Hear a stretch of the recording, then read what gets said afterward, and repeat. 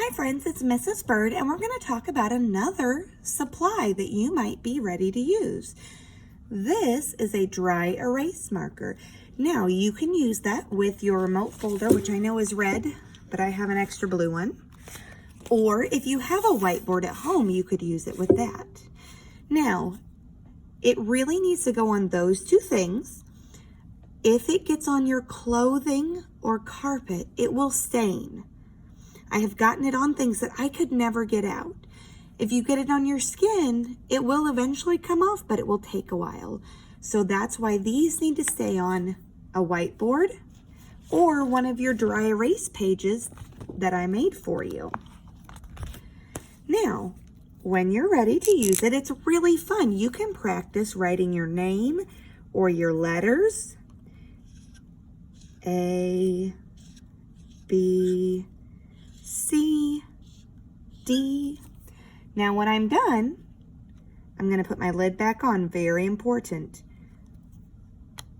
Did you hear that snap? If I don't snap it, if it's like this, that marker is going to dry out.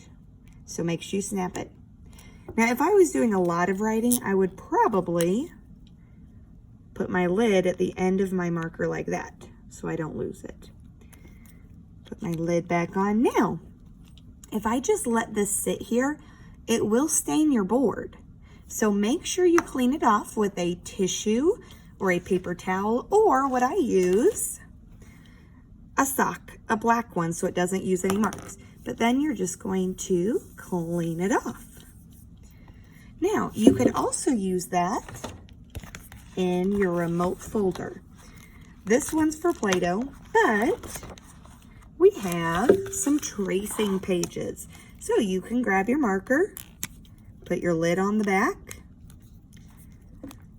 trace it, A, B, C, D. When I'm done, take that off, put it on here. Does that look good? No, that's gonna dry out all the way. Then I have to wipe this off because it will stain.